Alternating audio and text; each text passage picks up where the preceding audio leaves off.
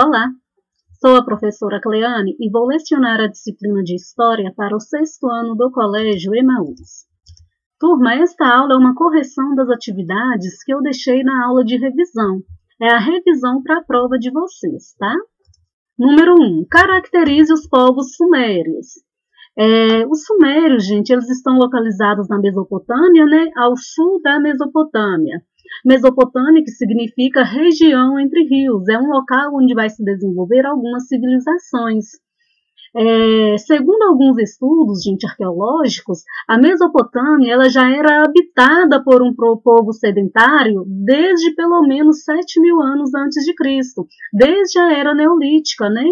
Bem mais tarde, povos vindos do leste vão começar a fixar na Suméria.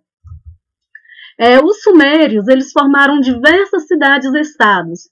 Essas cidades-estados eram regiões autônomas e independentes, tá? Cada um com seu governo. Eles cultivavam trigo, cevada, legumes e frutas e criavam também rebanhos de ovelhas, cabras, porcos, bois e muares e praticavam a pesca. Eles também se dedicavam ao comércio local. Eles foram os primeiros, gente, a desenvolver uma forma de escrita, que é a escrita cuneiforme. Eles ergueram vários edifícios e templos, né? Dentre eles, como exemplo, a gente pode citar os zigurates, que eram consideradas moradias das divindades locais. Os sumérios, eles foram dominados pelos acadianos. Os sumérios, as cidades-estados, elas entravam em conflito constantemente. E esse conflito, gente, acabou enfraquecendo estes sumérios. Nessas lutas internas, enfraqueceu os sumérios, que ficaram sujeitos a diversas invasões. E dentre essas invasões, os acadianos vão acabar dominando os sumérios. Como se formaram o primeiro e o segundo Império Babilônico? O primeiro Império Babilônico, gente, ele vai se formar com a conquista dos Amoritas, com a dominação dos Amoritas sobre o Império Acadiano. Os acadianos, eles vão dominar os sumérios. O rei Sargão I vai unificar as cidades-estados, dando origem ao grande Império Acadiano. Esse Império Acadiano, ele vai sofrer várias invasões, vai enfraquecer, né, e vai ser dominado pelos Amoritas, que vão fundar um império tendo como sede a cidade de Babilônia. Aí forma-se o primeiro Império Babilônico. O primeiro Império Babilônico, lembrando, foi governado pelo rei Hammurabi, né, que criou o Código de Hammurabi, que tem como destaque a lei de Talião, que quer dizer olho por olho e dente por dente. O primeiro Império Babilônico ele entrou em declínio em 1595, quando grandes migrações indo-europeias chegaram na região, enfraquecendo o Império Babilônico, e assim ele se fragmentou, ele se dividiu em reinos menores. O segundo Império Babilônico ele vai se formar com o domínio dos caldeus sobre os assírios. Esse segundo Império Babilônico ele vai ser dominado pelos persas. Número 3. De que maneira os assírios conseguiram estabelecer um poderoso império? Vamos lá, gente. Os assírios eles vão se estabelecer, pessoal, ao norte da Mesopotâmia, em uma região chamada Assur. Os assírios eles vão sofrer ataques e invasões de diversos povos. Então, como forma de defesa, eles vão se refugiar nas montanhas e vão formar um exército, vão organizar um exército. Então, os assírios eles vão ficar conhecidos também pela arte da guerra, né? Por serem bons guerreiros. Eles vão desenvolver esses conhecimentos militares e, a partir do século XX a.C., eles vão dominar todo o norte da Mesopotâmia. Em um determinado momento, a região da Assur vai ser conquistada pelos babilônios. Só que, com o enfraquecimento do Império Babilônico durante o reinado de Hammurabi, os assírios vão formar um poderoso império sobre toda a Mesopotâmia. Quando que o Império Assírio vai entrar em declínio? O Império Assírio entra em declínio, gente, quando o rei Assurbanipal morre. Então, Assurbanipal morre e esse Império Assírio ele vai ter muitas revoltas internas. A partir destas revoltas internas, né, novamente o Império Assírio ele vai ser enfraquecido, vai se enfraquecer e vai ser conquistado por Nabopolassar, que é o rei da Babilônia. Então, a partir daí, gente, vai formar-se também o segundo Império Babilônico, né, com o domínio dos caldeus sobre os assírios. Então, os assírios se estabeleceram na região chamada Assur para se defender de vários ataques e invasões. Fugiram para o alto das montanhas e formaram um exército. Do século IX a.C. ao 7 a.C., aproveitando do enfraquecimento dos babilônicos, estabeleceram um poderoso império sobre toda a Mesopotâmia. Sua primeira capital foi Assur e depois Nínive. Entrou em declínio com a morte do rei Assurbanipal. Durante o reinado de Assurbanipal, gente, foi construída a biblioteca de Nínive, e essa biblioteca ela foi extremamente importante, né, inclusive para a nossa sociedade, para entender como que essa civilização surgiu, como que eles viveram.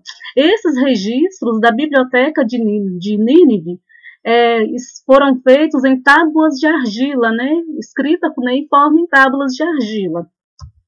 4. Como estava organizada a sociedade mesopotâmica? A sociedade mesopotâmica, gente, ela estava organizada de forma estratificada, né? É uma sociedade que era politeísta, que acreditava em vários deuses, e essa sociedade estratificada, ela é dividida em categorias sociais, em uma pirâmide social, né? Cada grupo ele é muito bem definido. Os governantes eles controlavam a construção de reservatórios e diversas atividades artesanais. Eles controlavam também os canais de irrigação e os depósitos de alimentos. Os governantes, no caso os reis, né, eles estão no topo da pirâmide. Logo abaixo do rei estão os sacerdotes e a nobreza, logo abaixo dos sacerdotes e nobreza, burocratas, militares, comerciantes e artesãos, e na base da sociedade, na base da pirâmide, estão os camponeses e escravos. Essa população da base, gente, da pirâmide, né, compõe a maioria da população.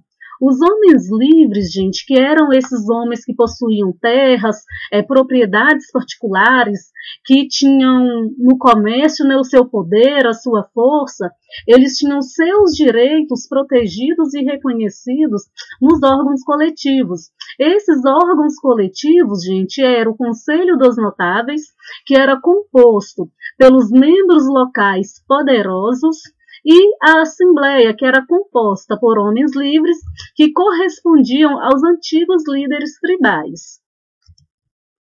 Os hebreus, os fenícios e os persas pertencem a qual grupo linguístico? Os hebreus e os fenícios eles pertencem ao grupo dos semitas, né? E os persas ao grupo dos indo-europeus.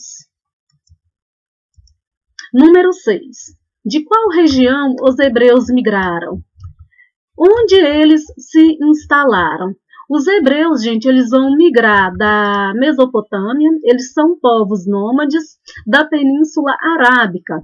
Eles vão ocupar a Palestina, gente, por volta de 2000 anos antes de Cristo. O solo deste local onde eles vão ocupar é um solo árido e montanhoso e pouco fértil. Então, essa civilização hebraica, estes povos, eles vão se desenvolver ali às margens do Rio Jordão, que é onde foi possível também desenvolver a agricultura. Como era a organização social dos hebreus? Os hebreus eles se organizavam em tribos independentes, né? Cada uma dessas tribos ela era chefiada por um patriarca. Eles viviam em disputas, gente, com outros povos. Então, para se defenderem desses outros povos, eles vão se organizar em torno de um rei e vão instaurar uma monarquia, vai dar origem à monarquia, né? Também a sociedade hebraica ela era dividida em camadas, né, sociais, em uma pirâmide social. No topo dessa pirâmide está o rei. Logo abaixo do rei estão os proprietários de terras, chefes, guerreiros e sacerdotes. Logo abaixo dos guerreiros e sacerdotes estão os burocratas e comerciantes. E na base dessa sociedade estão os camponeses, os pastores e os escravos. O pastoreio, gente, era a principal atividade econômica dos hebreus, além da agricultura que eles praticavam também às margens do Rio Jordão. Na religião, né, como nós vimos, os hebreus, eles inicialmente eram politeístas. Com o passar do tempo, eles vão se tornar monoteístas. Eles vão passar a adorar apenas a um Deus, no caso, o Deus Jeová. Caracterize a história dos hebreus segundo a Bíblia. Segundo a Bíblia, gente, a história dos hebreus vai se dividir em 3 períodos: a era dos patriarcas, a era dos juízes e a era dos reis. A era dos patriarcas, gente, foi o momento em que o grupo hebraico era liderado por um patriarca. Abraão, ele foi o primeiro patriarca a liderar este grupo de hebreus.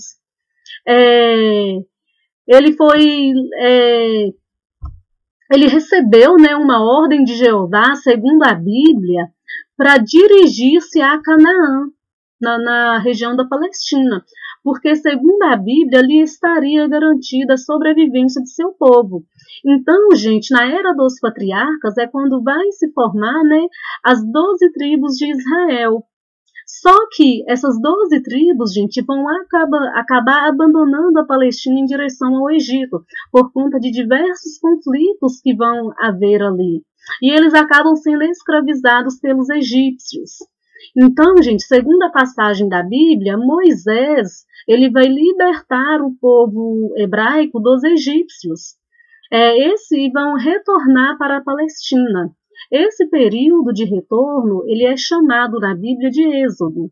E segundo a Bíblia, vai demorar em torno de 40 anos para que os hebreus cheguem à Palestina novamente. Foi durante este período também que, segundo a Bíblia, Moisés recebeu a tábua da lei com os 10 mandamentos. Quando os hebreus eles chegam na Palestina, eles vão se envolver em disputas com os povos vizinhos, né? Então, os chefes militares, gente, eles vão se sobressair. Eles vão ficar conhecidos como juízes e vão acabar assumindo o poder político. Então, a partir daí, inicia-se a era dos juízes. Para lutar contra os filisteus, né, gente, que é um outro povo de origem não semita, as 12 tribos hebraicas, elas vão se reunir em torno de um único rei. Vão proclamar, né, Saul como rei dos hebreus e vai formar o reino de Israel. Então, a partir daí, inicia-se a era dos reis. Saul, ele não vai conseguir derrotar os filisteus, ele vai acabar se matando e vai ser substituído por Davi. E Davi vai ser substituído por Salomão. Durante o reinado de Davi e de Salomão, Israel vai se tornar um estado forte, né? Vai ter um exército permanente e vai ter uma organização burocrática.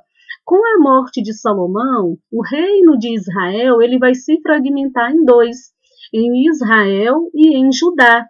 Esses 2 reinos, né, eles vão ser atacados, eles vão ser invadidos.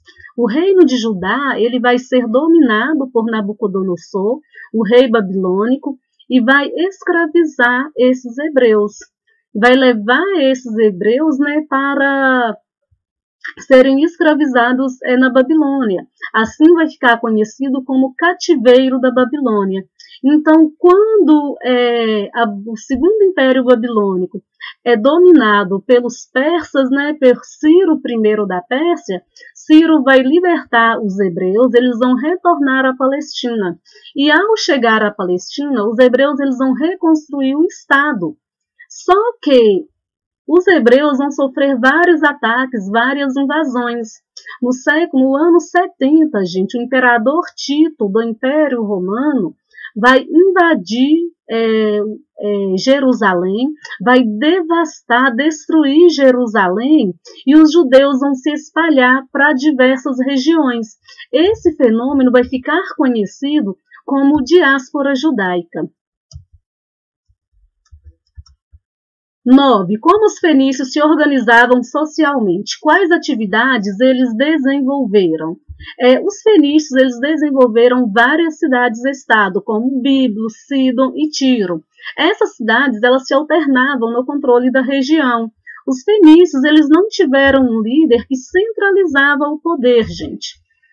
Eles ocuparam uma estreita faixa de terra entre o litoral e a montanha, né? É uma região que corresponde atualmente ao Líbano e ao estado do norte de Israel. Nessa região tinha grande disponibilidade de cedro, cipreste e pinho. São madeiras resistentes e os fenícios utilizavam essas madeiras na construção de embarcações. Então eles vão se tornar grandes navegadores e, principalmente, gente, bons comerciantes. A elite da sociedade fenícia era dividida em duas principais categorias, comerciantes e armadores. Os armadores eram aquelas pessoas que exploravam o comércio marítimo. Os fenícios, eles controlavam o mar Mediterrâneo e as rotas comerciais que eles construíram, estabeleceram, ligaram diversas civilizações. Vários entrepostos comerciais foram instalados. Esses entrepostos, gente, chamado de feitorias, né, tornaram-se importantes cidades. Uma das mais importantes contribuições dos fenícios, gente, foi a invenção do alfabeto fenício, de 22 letras. Número 10. Qual foi a maior contribuição dos fenícios para a civilização ocidental? A maior contribuição foi o desenvolvimento do alfabeto de 22 letras, que após ser adotado por várias civilizações, ele vai sofrer modificações e vai dar origem ao alfabeto latino. Número 11. Faça uma linha do tempo sobre o Império Persa, desde a chegada dos persas na península do Irã até a sua dominação no século VII pelos árabes. Então, no final do século XX a.C., povos indo-europeus chegam na região conhecida como Planalto do Irã. Ao norte vão ficar os medos e ao sul os persas. Até o século VIII, estes povos, gente, os medos e os persas, eles vão ficar sob o controle, né, dos assírios. Só no século VIII a.C., os medos vão conseguir a sua independência, a sua libertação do domínio assírio e vão estabelecer a hegemonia sobre a região, vão dominar toda a região. Em 559 a.C., o líder persa Ciro, o Grande, né, ele vai unificar os dois povos e vai dar origem ao grande Império Persa. E vai expandir este império, conquistando novas terras, conquistando novos povos. De 512 a.C. a 484 a.C., durante o reinado de Dario I, o Império Persa ele vai ser dividido em províncias. Essas províncias vão ser chamadas de satrápias, né, que vão ficar sob a administração dos sátrapas. O rei Dario I também vai instituir uma moeda, o dárico, e vai criar uma ampla rede de estradas para ligar todas as províncias. Dentre essa ampla rede de estradas, tem destaque a Estrada Real. Durante o reinado de Dario I, o Império Persa vai entrar em conflito com os gregos pela disputa territorial da Ásia Menor, que hoje corresponde à região da Turquia. Esse conflito ele vai ficar conhecido como Guerras Médicas. A partir desse conflito, gente, o Império Persa ele vai entrar em declínio. Ele vai começar a se enfraquecer e vai sofrer várias invasões. No século IV a.C., os persas eles vão ser conquistados pelos macedônicos e depois pelos romanos. No século VII, o Império Persa vai ser dominado pelos árabes. Finalizamos a nossa correção. Bons estudos para vocês. Boa prova, tá bem? Façam a prova com bastante atenção. Até a próxima aula e lembrem-se, juntos no caminho certo.